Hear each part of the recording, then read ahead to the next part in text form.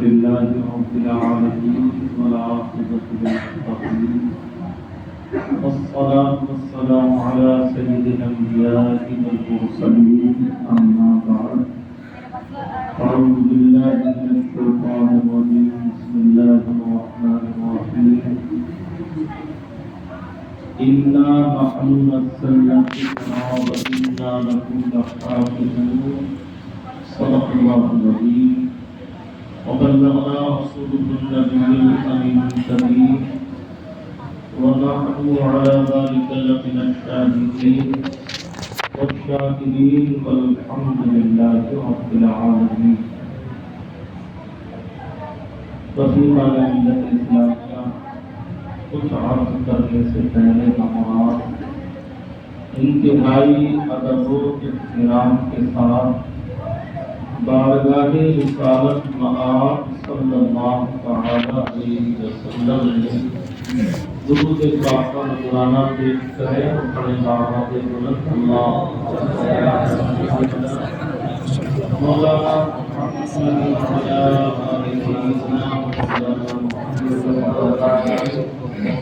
صلوا علیہ والسلام علیہ یا رسول اللہ صلی اللہ علیہ وسلم. آپ حضرات قابل مبارکباد ہیں، لائق صد تحسین ہیں کہ اللہ رب العالمین نے آپ کو تراویح کے اندر قرآن کریم سننے کا موقع عطا فرمایا.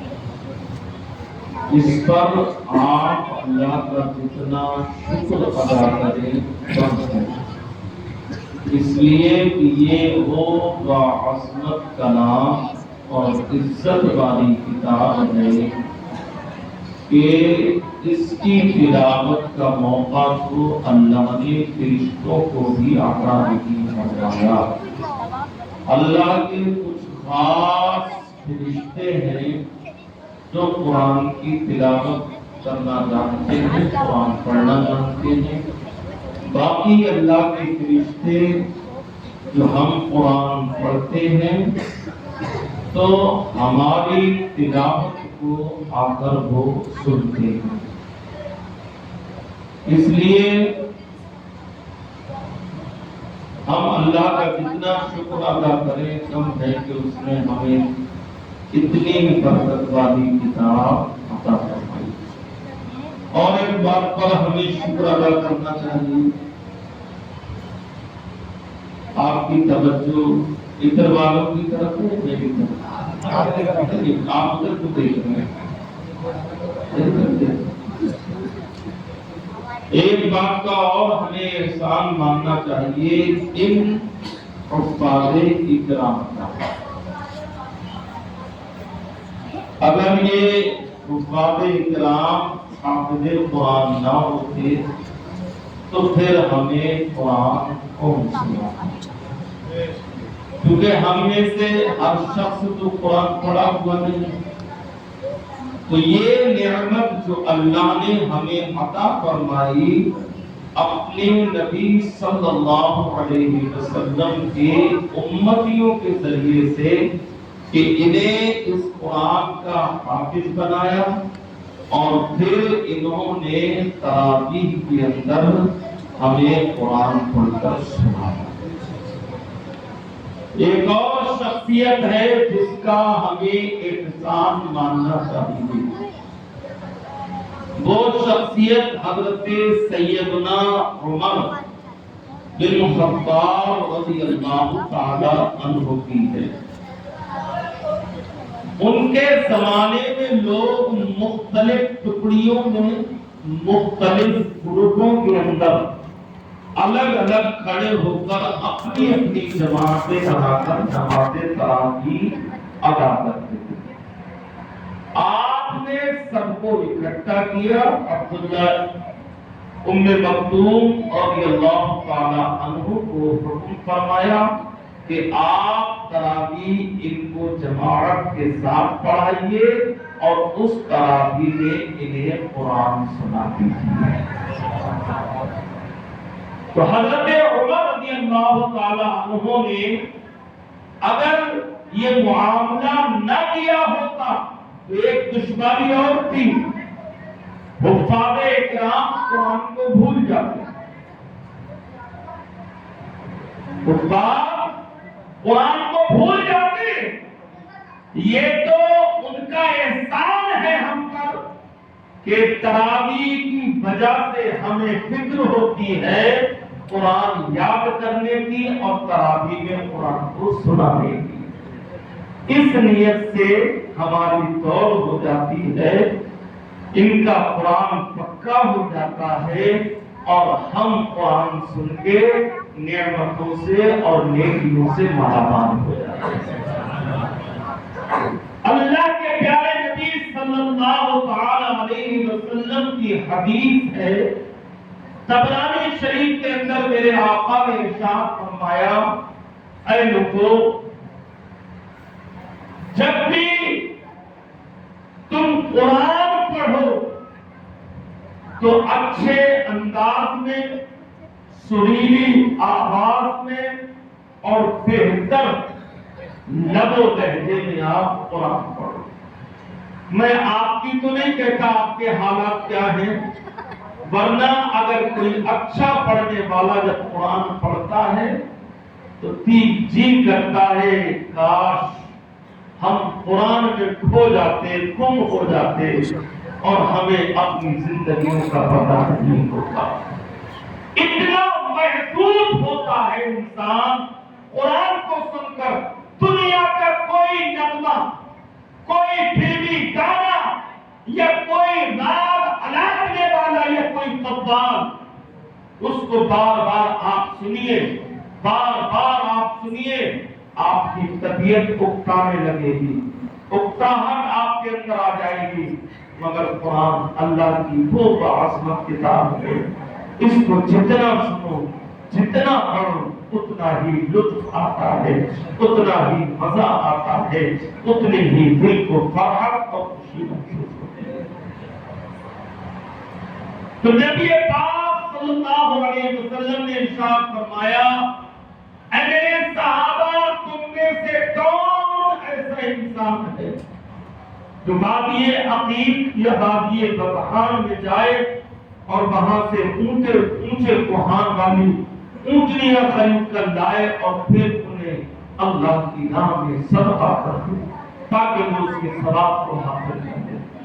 تو صحابہ نے کہا یا رسول اللہ، ہم میں سے ہر ایک کی خواہش ہے کہ وادی عقیق یا بطحان سے اونٹنیاں لائیں اور آج خدا میں ان کو صدقہ کر دیں، مگر آپ ہمارے حالات سے باخبر ہیں، آپ ہمارے حالات سے باخبر ہیں، آپ خوب جانتے ہیں کہ ہمارے پاس نہ سرمایہ ہے، نہ ہمارے پاس مال ہے، نہ ہمارے پاس دولت ہے، ہمارے حال تو یہ ہے کہ ایک ٹائم کا کھانے کو ہے ہمارے پاس تو دوسرے ٹائم کا انتظام نہیں ہے، ایک کپڑا ہے تن چھپانے کے لیے، دوسرا کپڑا بھی ہمارے پاس نہیں ہے۔ یا رسول اللہ تو ہم کہاں سے اونٹنیاں خریدیں گے اور پھر انہیں راہ خدا میں صدقہ کریں، کہاں سے ہم یہ ثواب حاصل کر سکتے ہیں؟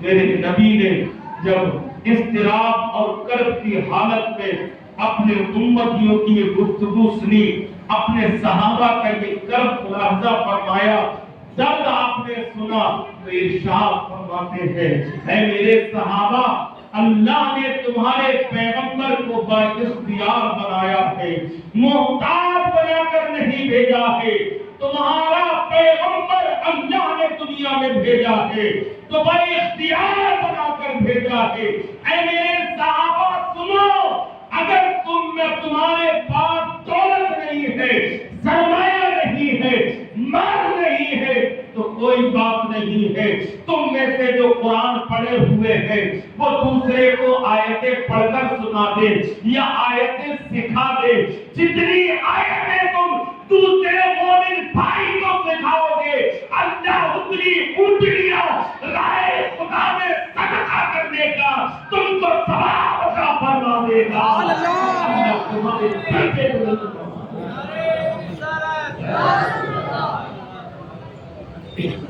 تو میرے بھائی ہم تو بڑے خوش قسمت ہیں، حافظ صاحب نے 6636 یا 6616 یا 6666 آیتیں ہم کو پڑھ کر سنائی ہے۔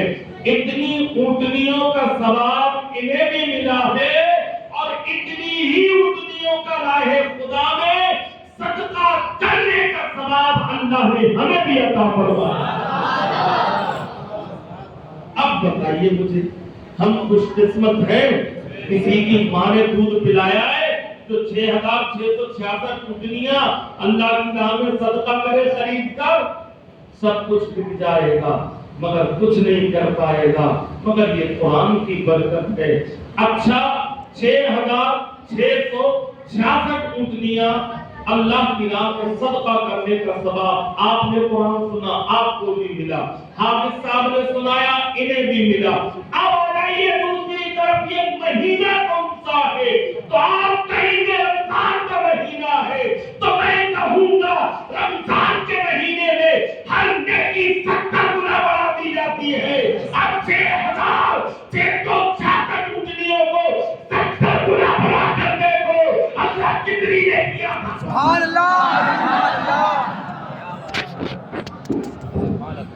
آپ اندازہ تو کریں اللہ نے کیسا کرم ہم پر فرمایا، کیسی عنایت اللہ نے ہم پر فرمائی ہے کہ ایسی باعظمت کتاب اللہ نے قرآن مقدس جیسی باعظمت اور عزت و جلال والی کتاب ہم کو عطا فرمائی۔ آگے کی گفتگو سے پہلے ایک نعت سنانا چاہتا ہوں۔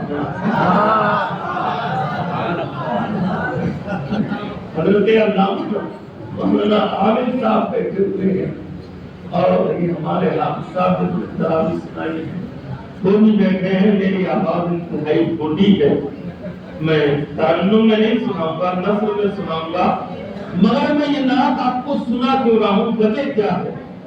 اس کی وجہ یہ ہے کہ یہ نعت جدا گانا ہے اور نعتوں کی طرح یہ نعت نہیں ہے، اس میں عاشق کی تمنا ہے، عاشق کی، آپ کے بات سمجھ میں آ رہی ہے میں جو کہہ رہا ہوں؟ عاشق کی تمنا ہے۔ جیسے ایک شاعر نے شعر کہا تھا، میں مثال دے کے سمجھا رہا ہوں، شاعر اترتے ہوئے لگ جائے کوئی ٹھوکر،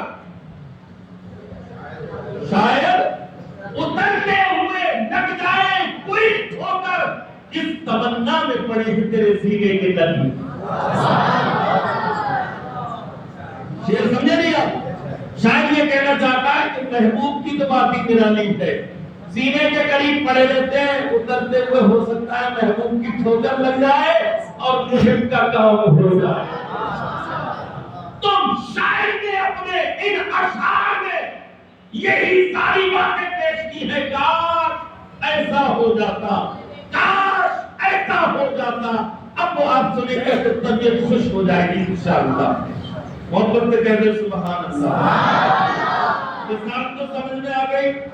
شاعر کہتا ہے تیرے ہوتے جنم لیا ہوتا، نہیں سمجھنا؟ اس زمانے کی سوچ ہے اس کی، کاش آپ ہوتے اور آپ کے زمانے میں جنم لیا ہوتا، یعنی میں آپ کے زمانے میں پیدا ہوا ہوتا۔ اب سنیں، کاش تیرے ہوتے جنم لیا ہوتا، کوئی مجھ سا نہ دوسرا ہوتا۔ محبت سے سنیے گا، سبحان اللہ کے ذریعے پر سناؤں گا، بڑے اچھے شعر ہیں۔ تیرے ہوتے جنم لیا ہوتا، کوئی مجھ سا نہ دوسرا ہوتا، سانس لیتا تو اور جی اٹھتا، سانس لیتا تو اور جی اٹھتا، کاش مکے کی میں فضا ہوتا، کاش مکے کی میں فضا ہوتا، سانس لیتا تو اور جی اٹھتا، کاش مکے کی میں فضا ہوتا، ہجرتوں میں پڑاؤ ہوتا میں۔ پڑاؤ کہتے ہیں ٹھہرنے کو، کوئی قافلہ جہاں گزر رہا ہوتا ہے تو وہ راستے میں جب کہیں رک جاتا ہے تو کہتے ہیں پڑاؤ پڑ گیا، یہاں ٹھہر گئے تھے، تو وہ کہتا تب اپنا عاشق کہتا ہے ہجرتوں میں پڑاؤ ہوتا ہے، ہجرتوں میں پڑاؤ ہوتا ہے اور تو کچھ دیر کو رکا ہوتا کہتے ہیں کہ میں پڑاؤ ہوتا اور مصطفیٰ آپ تھوڑی دیر وہاں رکے ہوتے تو میرا ہی تو زندگی سمجھ جاتی ہے۔ تو کہتا ہے ہجرتوں میں پڑاؤ ہوتا ہے اور تو کچھ دیر کو رکا ہوتا۔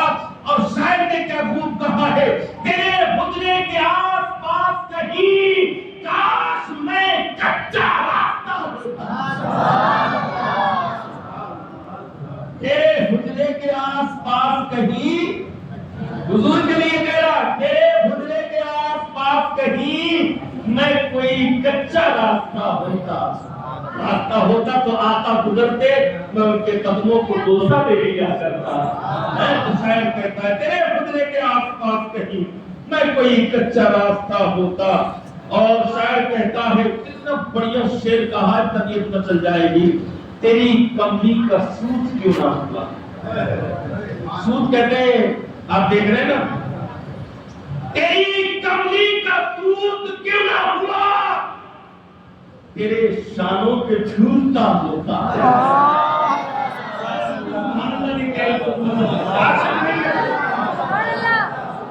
عاشق نہیں ہے اگر دل کے اندر جذبہ پیدا نہ ہو، خون میں ابال پیدا نہ ہو مصطفیٰ کی محبت میں، تو پھر وہ زندگی کس کام کی ہے۔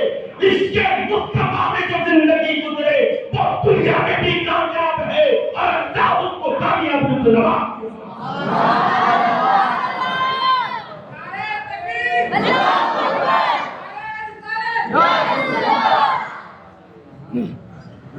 تیری کملی کا سود کیوں نہ ہوا، تیری کملی کا سود کیوں نہ ہوا، تیرے شانوں پہ جھولتا ہوتا۔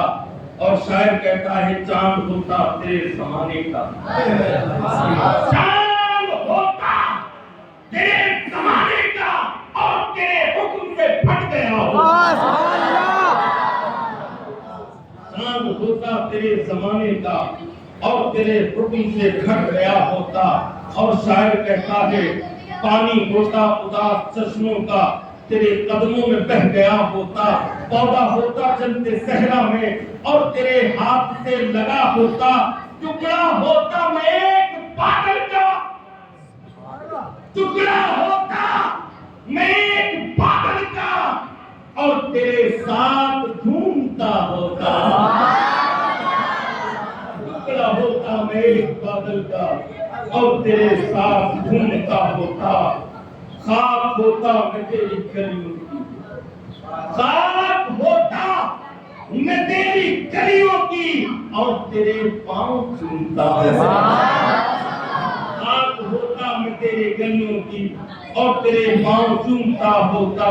پیڑ ہوتا کھجور کا میں کوئی جس کا پھل تو نے کھا لیا ہوتا، رستہ ہوتا تیرے گزرنے کا اور تیرا راستہ دیکھتا ہوتا۔ اور شاعر نے کہا ہے تو چلا کرتا میری پلکوں پر، آنکھوں کی پلکوں، عشق دیکھے آپ کیسا ہے۔ شاعر کہتا ہے تو چلا کرتا میری پلکوں پر، کاش میں تیرا راستہ ہوتا، کاش میں تیرا راستہ ہوتا۔ آپ آتے میرے جنازے پر، آپ آتے میرے جنازے پر، آپ آتے میرے جنازے پر، تیرے ہوتے ہی مر گیا ہوتا۔ چاند ہوتا میں آسمانوں پر، تیری انگلی سے کٹ گیا ہوتا۔ روتا پھرتا ہوں لڑتا پھرتا ہوں تیرے دشمن سے، تیری خاطر میں مر گیا ہوتا۔ چاند ان پر نثار کر دیتا۔ آخری شعر سنا رہا ہوں، اگر محمد سے سبحان اللہ نہ کہیں تو پھر مزہ نہیں آئے گا۔ حضرت شعر سنیے کیا اتنا اچھا شعر ہے۔ چاند ان پر نثار کر دیتا، چاند ان پر نثار کر دیتا، کاش میں کربلا گیا ہوتا۔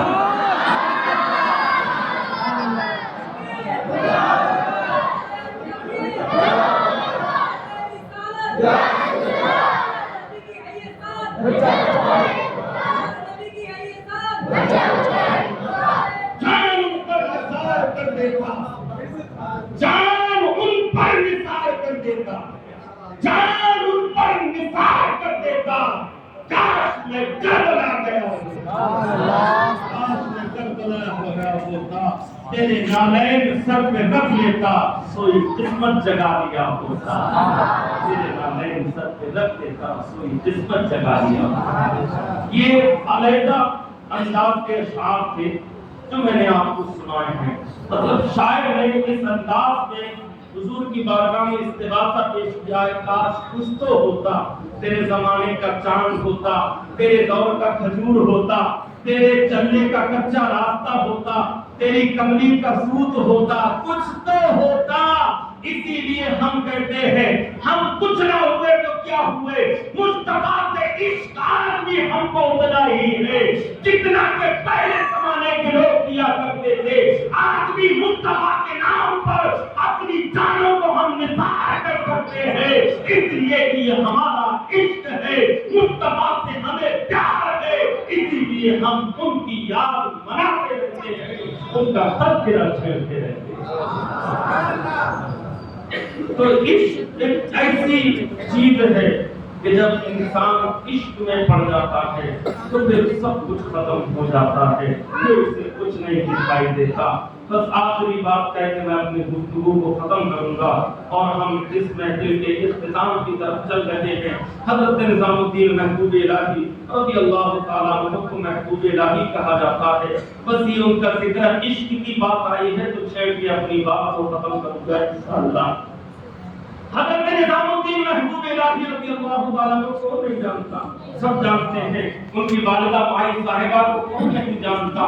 حضرت نظام الدین محبوب الہی کہتے ہیں جب بھی بارش نہیں ہوتی میں اپنی والدہ کے دامن کو پکڑ کے اللہ کی بارگاہ میں کہتا، مولا اس قحط کو ہم سے دور فرما دے، تو میرا مولا بارش فرما دیا کرتا تھا۔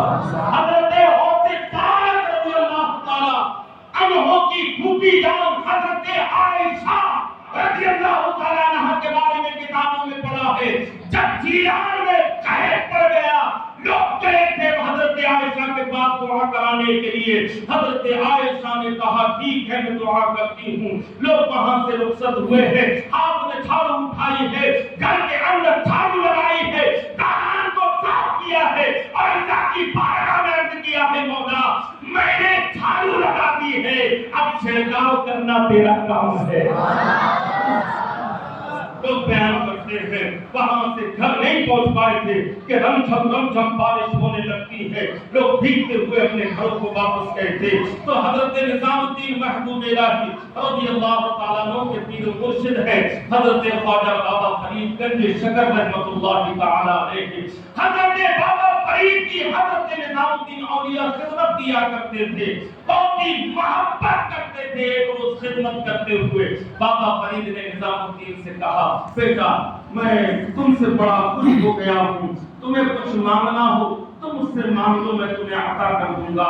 حضرت نظام الدین اولیاء نے کچھ بھی نہیں مانگا۔ پھر حضرت بابا فرید نے خود ہی ارشاد فرمایا، بیٹا میری طرف سے دو آپشن ہیں تمہارے لیے، یا تو تم محب بن جاؤ یا پھر تم محبوب بن جاؤ۔ دو آپشن ہے، محب لبن کو کہتے ہیں محبت کرنے والے کو، آپ قرآن سے محبت کرتے ہیں تو قرآن ہوا محبوب اور آپ ہوئے محب۔ آپ نماز سے محبت کرتے ہیں، نماز ہوئی محبوبہ، آپ ہوئے محب۔ اللہ ہم سے محبت کرتا ہے، اللہ ہوا محبوب محب، ہم ہوئے محبوب۔ تو جو جس سے محبت کرتا ہے وہ محب کہلاتا ہے، لور کہلاتا ہے، جس سے محبت کی جاتی ہے وہ محبوبہ کہلاتی ہے، معشوقہ کہلاتی ہے۔ تو نظام الدین اولیاء سے ان کے پیر و مرشد بابا فرید نے کہا تھا، بیٹا تم محب بننا چاہتے ہو یا محبوب بننا چاہتے ہو؟ حضرت نظام الدین اولیاء کھیل گئے، ذہن منتشر ہو گیا، آپ اور فکر کرنے لگے، جواب نہ مل پایا۔ اب گزار ہوئے پیر و مرشد کی بارگاہ میں اگر اجازت ہو تو اپنی امی سے مشورہ کرنا تو میں اپنی امی سے مشورہ کر لوں۔ آپ کے پیر و مرشد نے کہا جاؤ امی سے مشورہ کر لو۔ یہ بات کن دونوں کے درمیان ہو رہی ہے؟ پیر اور مرید کے درمیان، تیسرا کوئی نہیں ہے۔ حضرت نظام الدین اولیاء چلے، اپنی والدہ کی خدمت میں آ رہے تھے، راستے میں ایک دیوانہ مل جاتا دیوانے کی نظروں کو جہاں دیکھ رہا ہے اور دیوانہ خدا جانے یہ عشق نہیں آتا اور اتنا سمجھ لیجیے ایک آگ کا دریا ہے اور ڈوب کے جانا ہے مکتبے عشق کے انداز میں لانے دیکھے ان کو چھٹی نہ ملی جس نے سبق یاد کیا اور شاعر کہتا ہے ان کی یادوں کا تسلسل یہ خیالوں کا ہجوم جھیل دی آپ نے مجھ سے میری تنہائی بھی نہیں سمجھنا ہے شیر جھیل دی آپ نے مجھ سے میری تنہائی تھی اللہ اکبر کبیرہ حضرت نظام الدین اولیاء محبوب الہی کے مرشد کی بارگاہ سے والدہ کی طرف جا رہے ہیں راستے میں دیوانہ ملتا ہے جیسے ہی نظام الدین دیوانے کے قریب سے گزرتے ہیں پاؤں پکڑ لیتا ہے اور کہتا ہے نظام الدین محب بننا چاہتے ہو یا محبوب کون کہہ رہا ہے دیوانہ کہہ رہا ہے بات کن دونوں کے درمیان ہوئی تھی پیر اور مرید کے درمیان تیسرے کو پتا نہیں تھا مگر دیوانہ ہے سب کچھ جان رہا ہے پکڑ کے کہتا ہے محب بننا چاہتے ہو یا محبوب نظام الدین اولیاء دیکھتے ہیں عجیب بات ہے پیر و مرشد کے درمیان بات ہوئی تھی پیر و مرید کے درمیان اسے بھی پتا چل گیا اسی لیے ہم عاشق کہا کرتے ہیں ارے تم تو مصطفیٰ کے علم کو جانتے ہو تم تو مصطفیٰ کے علم کی بات کرتے ہو میرا حق تو وہ ہے جو اللہ کے پریوں کو بھی علم غیب عطا فرما دے گا سبحان اللہ میرا رب وہ ہے جو اپنے بندوں کو بھی علم غیب عطا فرما دیتا ہے میرے رب کی شان میں لگی ہے تم تو علم مصطفیٰ پر کلام کرتے ہو ولی وہ ہوتے ہیں بغداد میں بیٹھا ہے اور ہندوستان کے غلاموں کی خبر کر رہا ہے ارشاد فرماتے کخردل علی حکم اقتصادی میں اپنی چاہنے والوں کو بلکہ پوری دنیا کو رائی کے دانے کی طرح جیسے ہتھیلی پر ہوتا ہے وہ صفات فرماتے ہیں میں اسے دیکھتا رہتا ہوں میرا کون سا غلام مجھ کو پکار رہا ہے میرا کون سا غلام مجھ سے محبت کرتا ہے مجھ کو چاہنے والا ہے بہت سے آدم کہتے ہیں جو مجھ سے محبت کر کے اپنے نام کے ساتھ قادری لگاتا ہے کل میدان حشر میں وہ میرے مریدوں میں شامل کیا جائے گا اور میرے جھنڈے کے نیچے ہوگا اس لیے کہ وہ قادری شاعر کہتا ہے ادب کے ساتھ توجہ چاہوں گا حافظ صاحب ادب کے ساتھ گلے باغے باطنی لکھ دو ادب کے ساتھ گلے باغے باطنی لکھ دو جناب غوث کو شہزادے علی لکھ دو ادب کے ساتھ گلے باغے باطنی لکھ دو جناب غوث کو شہزادے علی لکھ دو اور ہمیں بھی حشر میں رہتا ہے ان کے سائے میں ہمارے نام کے آگے بھی قادری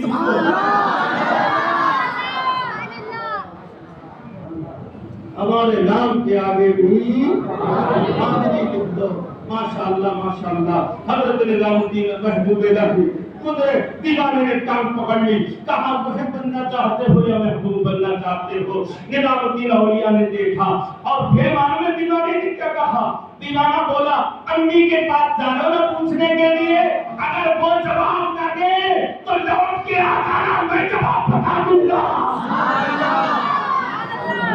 سبحان اللہ حضرت نظام الدین اولیاء حیرت و استغراق کے عالم میں استغراق کے عالم میں ڈوب جاتے ہیں والدہ کے پاس جاتے ہیں پاؤں دباتے ہیں خدمت کرتے ہیں والدہ کہتی ہے بیٹا جو سوال تم پوچھنے آئے ہو اس کا جواب دیوانہ بتائے گا والدہ کو نہیں پتا ہے میرا بیٹا کیا پوچھنے آیا ہے کیا معلوم کرنے آیا ہے اللہ اکبر کبیرہ آپ کی والدہ کہتی ہے بیٹا جاؤ وہی دیوانہ تمہیں اس کا جواب بتائے گا تم محب بنو گے یا محبوب بنو گے ایک بات اور ذہن میں رہے محب ہمیشہ پریشان رہتا ہے اسے تکلیفیں جھیلنی پڑتی ہے میں لیلا کی کیا ہے آرام سے بیٹھی ہے تکلیفیں تو مجنون اٹھا رہا ہے محبت کرنے والے گلیوں کے چکر لگا رہے ہیں محبوبہ چھت پہ کھڑی رہتی ہے میں دیوانوں کی طرح پاگل ہو کے گلیوں کے چکر لگاتا ہے ارے میں کہتا ہوں ارے اس عشق کو چھوڑ دے جو تجھے رسوا کرتا ہے اگر عشق کرنا ہے تو مدینے والے سے کر دے ان سے عشق ہو گیا تو دنیا کا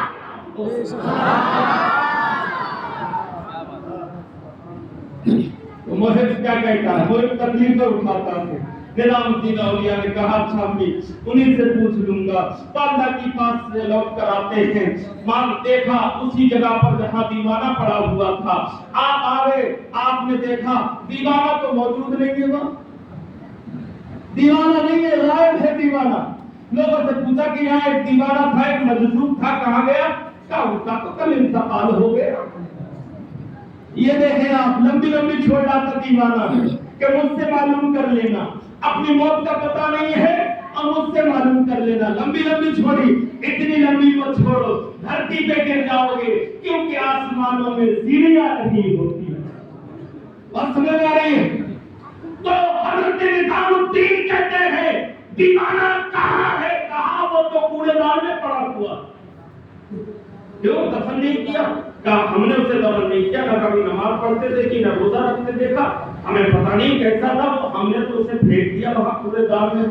اب یہ کون جانے کہ عشق کیا بلا ہے.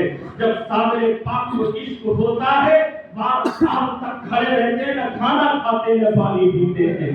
جب کسی کو عشق ہو جاتا ہے تو پھر محبوب کے چہرے نظر آتے ہیں, کچھ اور نظر نہیں آتا ہے. توجہ ہے آپ کی ایک بات بتا دوں, ایک شخص نبی سے عشق کرتا تھا, کہتا تھا مجھے بڑا پیار ہے, مجھے دیدار کرنا چاہتا ہوں مصطفیٰ کا, مصطفیٰ کو دیکھنا چاہتا ہوں. وظیفے پڑھے, یہ کیا وہ کیا, سب کچھ کیا, کچھ بھی حاصل نہیں ہوا. اسے کسی نے بتایا کہ ایک پیر صاحب ہے, ان کے پاس چلا گیا, کوئی وظیفہ بتا دیں کہ نبی کا دیدار ہو جائے گا.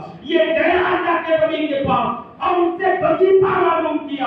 اللہ کے ولی نے کہا وظیفہ بتا دوں, کل آنا, کل تمہاری دعوت نہیں ہے, کھانا بھی کھانا ہے میرے دسترخوان پر, اور وظیفہ بھی بتاؤں گا, انشاءاللہ تمہیں نبی کا دیدار ہو جائے گا.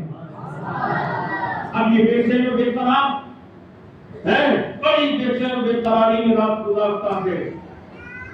اب دوسرا دن ہوتا ہے, کیمپ پر پہنچ گیا, دسترخوان لگا, دسترخوان پر اللہ کے ولی بھی آئے, وہ انسان بھی بیٹھا جو دیدار کرنا چاہتا تھا. اب کیا ہوا, دسترخوان کو رکھنے کے بعد اس پر جو کھانا لگا تھا اس سے جب پردہ ہٹایا گیا تو اس کھانے میں تھا کیا؟ مکے کی سوکھی ہوئی روٹی, چٹنی اور پانی ساتھ میں نہیں تھا. روٹی اٹھائی انہوں نے دی کہ کھاؤ. اس نے پکڑی, توڑ کے دیکھی وہ ٹوٹی نہیں, دانت سے کاٹ کے دیکھی نہیں ٹوٹی, پتھر سے توڑی تب جا کے گئی ٹوٹی. اللہ کے ولی نے کہا اگر دیدار کرنا چاہتے ہو تو اسے کھانا پڑے گا. وہ بھی چٹنی کے ساتھ اور اس روٹی میں نمک زیادہ. اب اس نے بہادت مجبوری روٹی کھائی, کٹر کٹر کر کے, چٹنی سے پیاس بہت لگی. اللہ کے ولی سے اس نے پانی مانگا, انہوں نے کہا پانی نہیں پینا. پانی پی لیا تو دیدار نہیں ہوگا. پانی نہیں پیا ہے, کھاؤ اپنے گھر پہ بستر پر لیٹ جانا, دیدار ہو جائے گا. یہ آیا بستر پر لیٹ گیا, اور لیٹنے کے بعد پہلے تو اسے نیند نہیں آئی. وعدہ وہ کر گئے تھے کہ آئیں گے کب. کیا بات ہے, یہ باتیں جو میں بتا رہا ہوں لاکھوں روپے خرچ کر کے بھی نہیں ملیں گی. مقابل لوگ آتے ہیں, رکیلٹائی تقریر کری اور چلے گئے. یہ صرف علماء ہیں جو ہر جمعے کو نئی بات بتاتے ہیں اور تمہارے دل کے اندر عشق مصطفیٰ کو جگا دیتے ہیں. وعدہ وہ کر رہے تھے کہ آئیں گے خواب میں, ہمارے خوشی کی نیند نہ آئی تمام رات. ہمارے خوشی کی نیند نہ آئی تمام رات. اور ایک شاعر نے کہا تھا کہ تسلی ہی ذرا ہو جائے گی. آپ سنیے گا, توجہ کے ساتھ شعر بتا جائے گا. تسلی ہی ذرا ہو جائے گی, اتنا تو بتا دے تجھے بھی ہچکیاں آتی ہیں جب میں یاد کرتا ہوں. تو شاعر تو کچھ بھی کہہ جاتا ہے. بستر پر گیا, دیکھ گیا, پہلے نیند نہیں آئی, جب نیند آئی تو پھر نبی کا دیدار نہیں ہوا. صبح فجر کی اذان ہو گئی, آنکھ کھلی, تھوڑا تھوڑا اللہ کے ولی کے پاس غصے میں آیا اور کہنے لگا حضور آپ نے کہا تھا دیدار ہو جائے گا, پوری رات میں نے دیکھا کہیں دیدار نہیں ہوا. اللہ کے نبی نے کہا, تو اللہ کے ولی نے کہا کیا دیکھا خواب میں؟ کہا میں نے پوری رات پانی دیکھا, مجھے پیاس لگ رہی تھی, میں جہاں دیکھ رہا ہوں پانی نظر آتا ہے, جدھر نگاہ کرتا ہوں پانی نظر آتا ہے, جدھر دیکھتا ہوں پانی نظر آتا ہے. اللہ کے بلی دیتا ہے. تیرے سوال کا جواب تجھ کو مل گیا ہے. اگر تیرا عشق اسی پانی کی طرح سچا ہو جائے گا تو جدھر دیکھے گا رخ مصطفیٰ نظر آ جائے گا.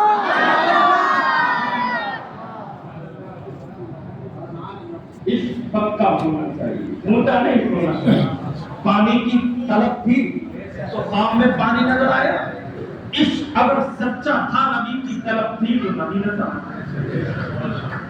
تو میں ارد کر رہا تھا دیوانہ جائے. اب حضرت نظام الدین اولیاء کہتے ہیں کہاں دیوانہ, کہاں وہ پڑا ہے وہاں. کہا چلو لے کے گئے. وہاں دیکھا تو دیوانہ پڑا ہوا تھا. حضرت نظام الدین اولیاء محبوب الہی نے کہا ایسا کرو تم لوگ چلے جاؤ اور مجھے ان کے پاس چھوڑ دو. حضرت نظام الدین اولیاء نے انہیں وہاں سے دور کر دیا اور آپ کھڑے ہو گئے. اور کھڑے ہونے کے بعد دیوانے سے مخاطب ہوئے. جو مرا ہوا پڑا تھا اس سے آپ نے خطاب کیا اور ارشاد فرمایا دیوانے تم تو کہہ رہے تھے اگر امی تمہارا جواب نہ دے تو مجھ سے آ کے معلوم کر لینا. اپنی موت کا پتہ نہیں ہے اور ہمارا جواب بتانے چلے تھے. نظام الدین نے اتنا کہا دیوانہ اٹھ کے بیٹھ گیا.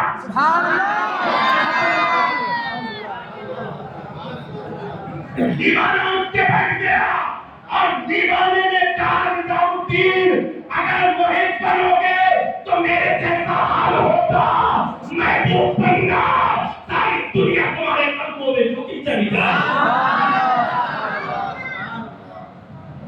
تو میرے بھائی یہ عشق ایسا ہے انسان جب کر لیتا ہے تو کامیابی اس کے قدم چوم لیا کرتی ہے. میں بہت زیادہ ٹائم آپ کے درمیان کھائی نہیں رہوں گا, بس اپنی بات کو ختم کرتا ہوں. کمیٹی والے حضرات جہاں بھی ہو وہ تشریف لے آئے تاکہ آگے کی کارروائی شروع کی جائے.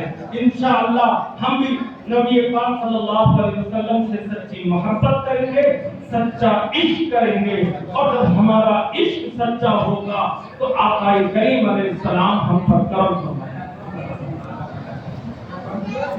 ہاں جی.